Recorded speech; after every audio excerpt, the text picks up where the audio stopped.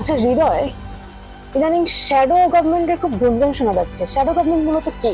আচ্ছা, shadow government বা ছায়া মন্ত্রিসভা হচ্ছে সংসদীয় কাঠামোর একটা, মানে সংসদীয় যে সরকার তার একটা বিশেষ কাঠামো, যেখানে প্রধান বিরোধী দল সরকারের যে মন্ত্রিসভা তার বিপরীতে একটা নিজস্ব মন্ত্রিসভা গঠন করে। এখন যেমন ধরো বিএনপি মেজরিটি পেয়েছে, তারা একটি মন্ত্রী পরিষদ গঠন করবে।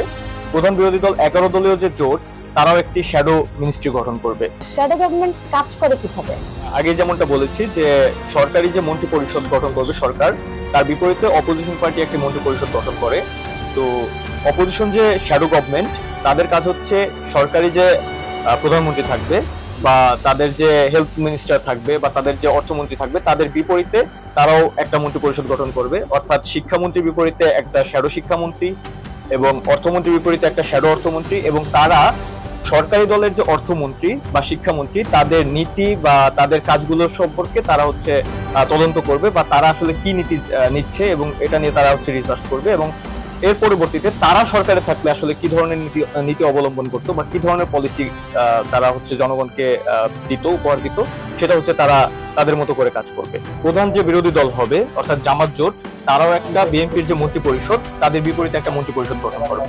অর্থাৎ এখানে বিএনপির যে প্রধানমন্ত্রী থাকবে, তার এগেনস্টে একজন শ্যাডো প্রধানমন্ত্রী থাকবে, অর্থমন্ত্রীর বিপরীতে একজন শ্যাডো অর্থমন্ত্রী থাকবে। ঠিক এভাবে শ্যাডো মিনিস্ট্রি কাজ করে। শ্যাডো গভর্নমেন্ট মূলত কোথা থেকে এসেছে? এটা হচ্ছে প্রথম যুক্তরাজ্যে শুরু হয় 1800 শতকে। তৎকালীন যারা সরকারি দল ছিল তাদের এগেনস্টে যে বিরোধী দল ছিল, তারা সরকারি মন্ত্রী পরিষদের বিপরীতে একটা শ্যাডো মন্ত্রী পরিষদ গঠন করে, তখন থেকে আর কি এর সূচনা। আর একটা ইন্টারেস্টিং ব্যাপার হচ্ছে, যুক্তরাজ্যে এটাকে প্রথমে হার ম্যাজিস্ট্রেটস লয়াল অপোজিশন বলা হতো, যেটাকে এখন বলা হয় his magistrates loyal opposition.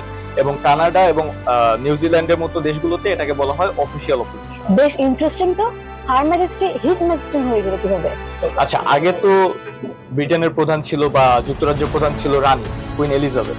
Queen Elizabeth দ্বিতীয় যে, ওনার মৃত্যুর পরে এখন তার ছেলে চার্লস এখন ক্ষমতা সিংহাসনে, যার কারণে হার ম্যাজিস্ট্রেট থেকে হিজ ম্যাজিস্ট্রেট এই কথাটা চলে আসছে।